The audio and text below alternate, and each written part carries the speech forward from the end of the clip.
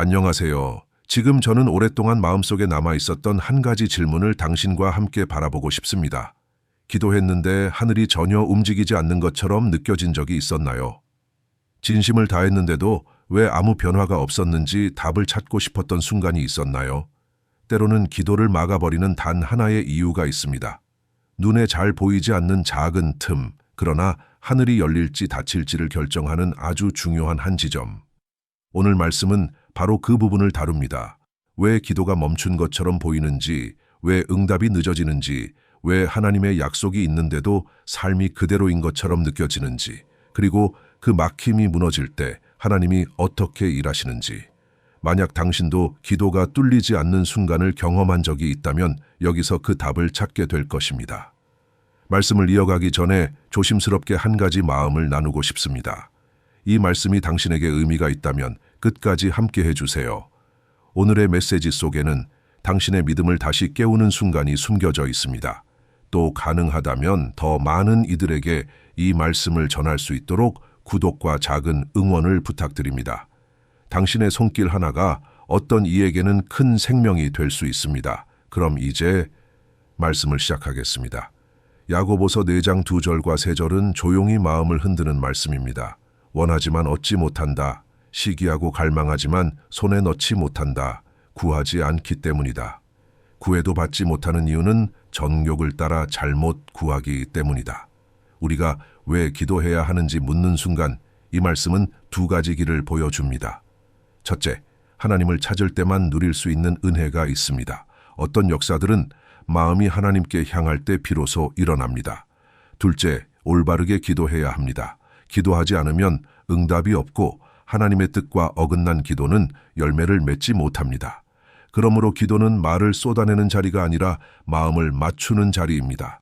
예수님은 조용한 곳에 들어가 문을 닫고 은밀히 계신 아버지께 말하라고 하셨습니다. 그리고 약속하셨습니다. 은밀히 보시는 아버지께서 갚으신다. 성경은 계속 말합니다. 하나님은 응답하시고 우리의 삶 속에 개입하십니다. 그러나 감정만으로 이해해서는 안 됩니다. 하나님의 나라는 그분의 원리와 법칙으로 움직입니다.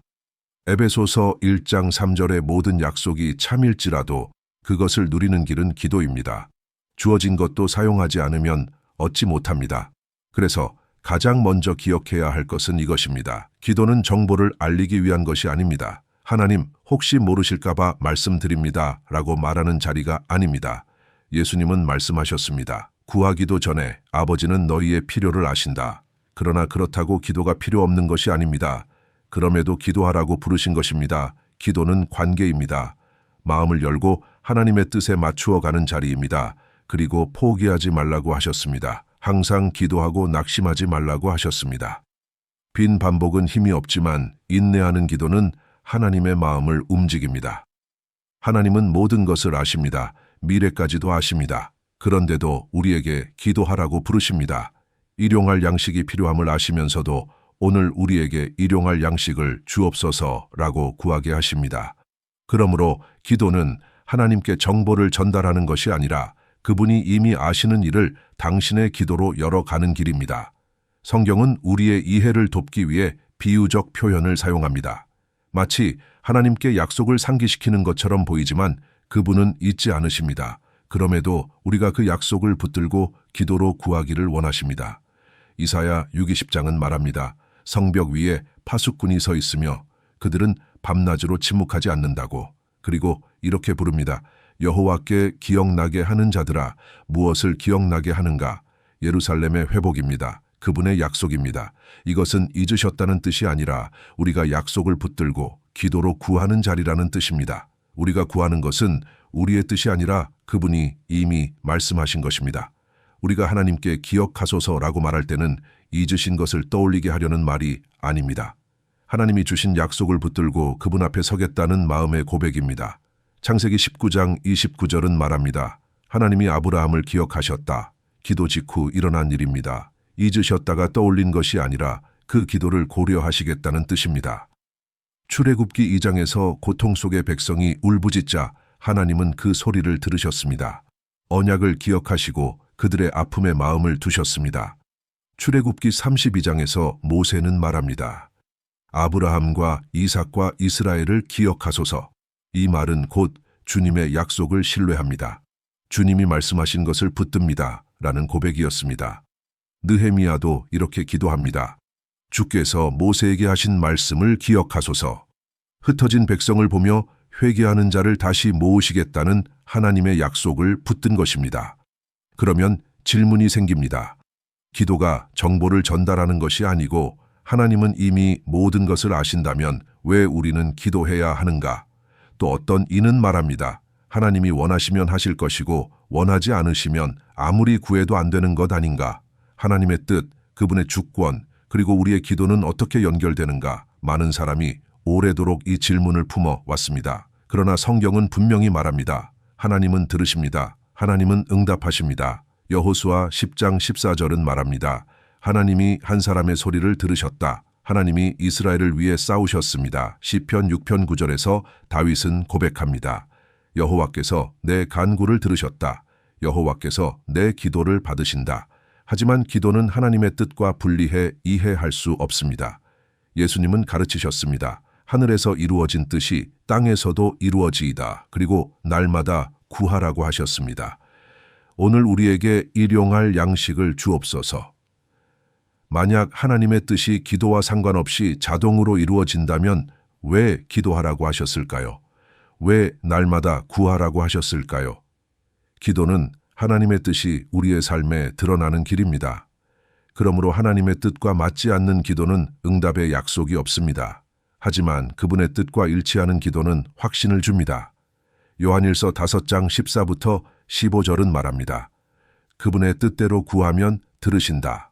그리고 우리가 구한 것을 받는 줄 안다. 바르게 구한다는 것은 하나님의 마음과 뜻에 기도를 맞추는 것입니다. 말씀에 드러난 약속뿐 아니라 그분이 우리 안에 바라시는 동기까지 포함됩니다. 야고보는 말합니다. 너희가 잘못 구한다. 너희 욕심을 따라 구한다.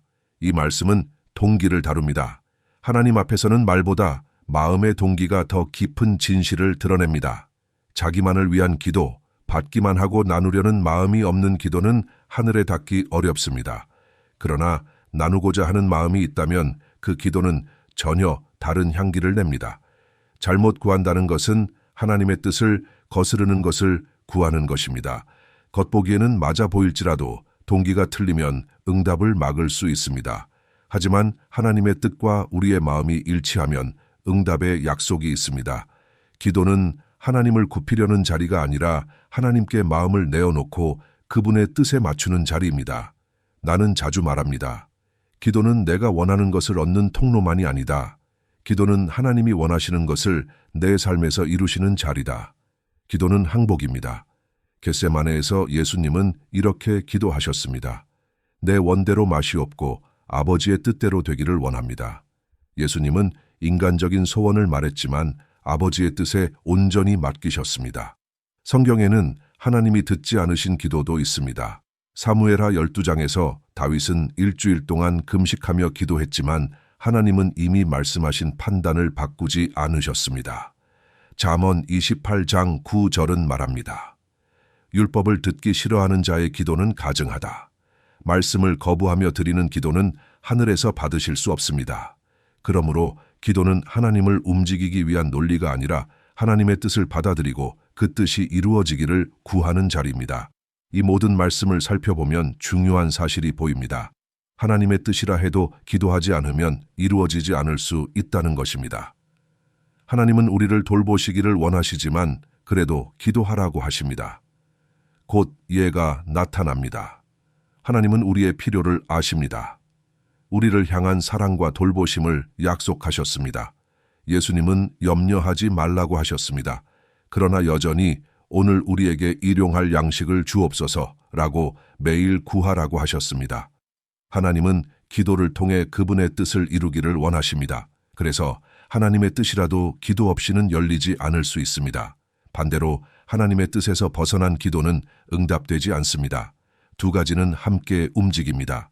하나님은 사람의 부르짖음을 듣기를 원하십니다. 도우시기를 원하시고 필요를 채우기를 원하십니다. 또한 그분의 나라가 전진하기를 원하십니다. 그러나 모든 사람에게 똑같이 역사하시는 것은 아닙니다. 하나님의 뜻을 이해하고 믿음으로 담대히 구하는 자에게 특별한 응답이 임하기도 합니다. 하나님의 뜻은 크고 넓지만 그 안에는 기도하는 자에게만 열리는 세밀한 역사도 있습니다. 그래서 왜 기도해야 하는가라는 질문에는 세 번째 이유가 있습니다. 나는 이것을 법적 의미라고 부르고 싶습니다. 왜 우리는 기도해야 하는가? 왜 기도로 하나님의 뜻이 이루어지게 해야 하는가? 사도 바울은 그 무게를 분명히 말했습니다. 디모데전서 2장에서 그는 말합니다. 무엇보다 먼저 모든 사람을 위하여 간구와 기도와 중보와 감사를 하라. 무엇보다 먼저라는 것은 가장 중요한 우선순위라는 뜻입니다. 그리고 그는 이어서 말합니다. 왕들과 모든 높은 사람을 위하여 기도하라. 이는 우리가 경건하고 단정하게 평안한 삶을 살게 하려 함이라. 바울은 말합니다. 모든 사람을 위해 기도하는 것이 하나님 앞에서 선하고 기뻐하실 일이라고. 하나님은 모든 사람이 구원받기를 원하시기에 우리를 중보자로 부르십니다. 그분이 계획하신 일에 우리가 참여하도록 부르시는 것입니다. 저는 어느 날 하나님께 말했습니다. 하나님, 이건 너무 복잡합니다. 하나님께서 제 마음에 3명의 선교사에게 큰 헌금을 하라고 하셨는데 저는 도저히 감당할 능력이 없었습니다. 저축도 없고 팔 것도 없고 나눌 여유도 없었습니다. 게다가 큰 희생에 헌금을 드린 직후라 마음도 지갑도 비어있는 듯 했습니다. 그래서 농담처럼 말했습니다. 주님, 그 돈을 먼저 보내주셔야 제가 드릴 수 있습니다. 그때 성령께서 말씀하셨습니다. 기도하라. 그 자원이 올 때까지 기도하라. 그러면 네가 그것을 드릴 것이다. 처음에는 그 기도가 너무 낯설고 어색했습니다. 마치 내 것이 아닌 것을 구하는 것처럼 느껴졌습니다. 주님, 이건 저를 위한 것이 아닙니다. 주님이 원하시는 일을 위해 제가 기도하고 있습니다. 속으론 이렇게도 생각했습니다. 주님이 원하시면 선교사들을 직접 축복하시면 되지 않을까. 그러나 그 순간에도 하나님은 기도의 원리를 내게 가르치고 계셨습니다. 창조 때부터 하나님은 질서를 세우셨습니다. 그중 하나가 이것입니다. 하나님은 땅의 권한을 사람에게 맡기셨습니다. 시편 115편 16절은 말합니다. 하늘은 여호와의 것이나 땅은 사람에게 주셨다. 여기서 주셨다는 것은 소유를 넘긴 것이 아니라 권위를 위임하셨다는 의미입니다. 시편 8편은 이렇게 말합니다. 하나님이 사람을 영광과 존귀로 관 씌우시고 그분의 손으로 지으신 것을 다스리게 하셨다고. 하나님은 사람에게 통치의 권한을 맡기셨습니다. 그리고 그 권한을 존중하십니다. 그래서 누가복음 4장에서 사탄이 예수님께 이 모든 권세가 내게 넘겨졌다고 말했을 때 예수님은 그것이 거짓이라고 부정하지 않으셨습니다. 단지 나는 너에게 경배하지 않는다 라고만 하셨습니다. 예수님은 십자가로 모든 것을 되찾으실 것이기 때문입니다. 그렇다면 질문이 생깁니다. 누가 그 권세를 넘겨주었는가? 하나님이 사탄에게 땅을 넘기신 것인가? 아닙니다. 성경은 하나님이 땅의 권위를 사람에게 맡기셨다고 말합니다. 그러나 사람이 죄에 굴복했을 때 그 권위는 사탄에게 넘어갔습니다. 베드로 후서의 말처럼 패배한 자는 이긴 자의 종이 됩니다. 그래서 저는 이것을 임대된 시간이라 부르곤 합니다. 예수님은 잃어버린 권위를 되찾으러 오셨습니다. 하지만 중요하게 알아야 할 것이 있습니다. 하나님은 땅을 사람에게 맡기셨기 때문에 그분의 개입을 사람의 기도 속에서 이루시기를 원하십니다. 이는 제한이 아니라 하나님이 정하신 질서입니다. 그래서 하나님은 모세에게 말씀하십니다. 산에서 내려가라. 출애굽기 32장은 백성이 타락하여 금송아지를 만들고 그것을 신이라 부른 사건을 기록합니다. 하나님은 말씀하십니다. 이 백성은 완고하다. 내가 그들에게 진노하여 멸하겠다. 너로부터 큰 민족을 이루겠다. 그리고 이렇게 덧붙이십니다. 나를 막지 말라. 마치 모세가 중보하기를 기다리시는 것처럼 들립니다. 모세는 간구합니다. 주님, 진노를 거두소서. 애굽 사람들이 오해하지 않게 하소서. 아브라함과 이삭과 이스라엘에게 주님이 맹세하신 약속을 기억하소서. 그리고 성경은 기록합니다. 여호와께서 뜻을 돌이키셨다. 우리는 압니다. 이 표현은 인간적 언어일 뿐이며 하나님은 변덕스러운 분이 아닙니다. 모든 일을 이미 알고 계셨습니다. 그러나 이 장면은 하나님이 중보를 얼마나 존중하시는지를 보여줍니다. 왜 기도가 진노를 늦추고 자비의 시간을 열 수 있을까요?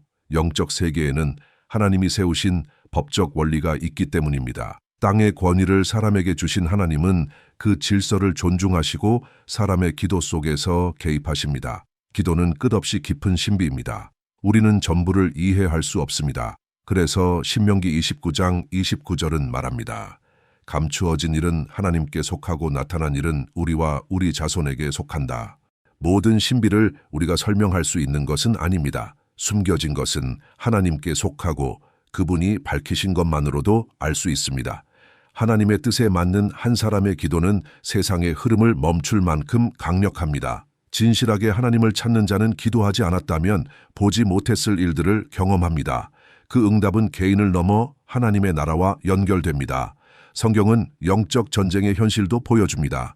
다니엘서 10장에서 나라를 위해 오래 기도하던 다니엘에게 천사가 나타나 말합니다. 첫날부터 내 말이 들렸다. 그 말 때문에 내가 왔다. 그러나 바사 왕국의 군주가 21날 동안 나를 막았다. 미가엘이 와서 도와주었다. 여기서 말하는 존재는 사람이 아니라 악한 영적 권세였습니다. 천사는 이어 말합니다. 이제 다시 싸우러 간다. 내가 떠나면 헬라의 군주가 올 것이다. 보이지 않는 곳에서 나라들 위에 전쟁이 있습니다. 우리는 그 깊이를 다 알 수 없습니다. 그래서 바울은 말합니다. 우리의 싸움은 혈육이 아니다. 그리고 전신갑주를 설명한 뒤 모든 기도와 간구로 하라 라고 덧붙입니다. 기도는 단순한 무기가 아닙니다. 기도는 전쟁의 자리입니다. 하나님의 뜻이 땅에 드러나는 문입니다. 하나님이 사람에게 맡기신 영역 안에서 그분의 개입을 요청하는 길입니다. 권세가 일부 사탄에게 넘어갔기에 전쟁이 계속되지만 하나님은 기도하는 자를 통해 지금도 개입하십니다. 우리는 모든 것을 알 수 없습니다. 그러나 기도에 자신을 내어놓으면 하나님의 특별한 개입을 보게 됩니다. 베드로전서 3장 12절은 말합니다. 주의 눈은 의인을 향하고 주의 귀는 그들의 간구에 열려 있다. 하나님의 뜻도 기도 없이는 이루어지지 않을 수 있습니다. 그분의 뜻을 거스르는 기도는 응답되지 않습니다. 그러나 하나님의 마음을 이해하고 믿음으로 담대히 구하는 사람은 하나님이 주시는 큰 기적과 깊은 개입을 경험하게 됩니다. 그래서 모든 것을 다 이해하지 못하는 순간에도 하나님 앞에 겸손히 머물며 기도의 자리로 나아가야 합니다. 기도는 하늘이 땅을 만지는 곳이며 하나님의 뜻이 당신의 삶에 이루어지는 통로입니다. 오늘의 말씀은 말합니다. 당신의 삶은 두려움이나 흔들리는 욕망에 끌려다닐 필요가 없습니다. 당신은 하나님의 뜻에 마음을 맞추도록 부름받았습니다. 순결한 동기를 구하고 받기만 하려 하기보다 나누며 살아가도록 부름받았습니다. 기도는 하나님을 설득하는 자리가 아니라 자신을 맡기는 자리입니다. 내 뜻이 아니라 아버지의 뜻이 이루어지기를 원합니다. 이 고백이 있을 때 하나님의 뜻이 조용하지만 확실하게 당신 안에 자리 잡기 시작합니다. 또한 우리는 보이지 않는 영적 전쟁이 실제로 존재함을 들었습니다. 당신의 기도는 그 전쟁 속에서 움직입니다. 막혀있던 자리에서 하나님의 개입이 일어나도록 길을 여는 역할을 합니다. 결론은 하나입니다. 당신이 기도하고 하나님께 마음을 맞추고 자신의 뜻을 내려놓고 하나님의 뜻을 구할 때 놀라운 개입이 일어납니다. 이미 준비된 길들이 기도를 통해 열리기 시작합니다. 나는 당신이 이렇게 살기를 바랍니다. 하나님을 향한 마음으로, 변화를 바라는 마음으로 자신을 내려놓으며 하나님이 원하시는 일을 이루도록 자리를 내어 드리는 삶이 되기를 바랍니다. 가능하다면 지금 잠시 마음을 열어 짧은 기도를 함께 받기 바랍니다. 조용히 마음만 열어도 충분합니다. 성령께서는 가까이 오는 마음을 친히 찾아오십니다. 주님, 지금 이 사람을 찾아와 주옵소서. 주의 평안으로 감싸주시고 혼란과 두려움 속에서 주의 임재가 길을 밝히게 하옵소서. 기도가 빈 반복이 아니라 하나님의 뜻이 드러나는 자리임을 알게 하옵소서. 보이지 않는 방해들이 주의 이름 앞에서 무너지게 하옵소서. 주님, 이 마음이 순결한 동기로 기도하게 하시고 나누는 기쁨을 배우게 하옵소서. 주의 뜻에 맞추어 걸으며 주의 권능으로 보호받게 하옵소서. 하나님을 찾는 자만이 경험하는 놀라운 개입을 보게 하옵소서. 아직 예수님을 영접하지 않았다면 조용히 고백하도록 이끌어 주옵소서. 예수님, 제 삶에 오시옵소서. 저를 새롭게 하시옵소서. 제 마음의 주인이 되어 주옵소서. 이미 영접한 마음이라면 오늘 믿음을 새롭게 하옵소서. 사랑을 새롭게 하시고 더 나은 사람이 되기를 바라는 마음을 일으키시고 주님께 더 가까이 걷게 하옵소서. 주님, 이 삶을 붙드시고 지혜로 인도하시며 기도가 열어주는 하늘의 역사를 날마다 경험하게 하옵소서. 그리고 가능하다면 이 채널을 구독해 주시기 바랍니다. 하나님의 마음에서 흘러온 이 말씀이 더 많은 이들에게 전해지기를 바랍니다. 오늘 어떤 부분이 마음에 닿았는지 댓글로 들려주시면 감사하겠습니다. 곧 또 다른 은혜의 말씀으로 다시 만나게 될 것입니다.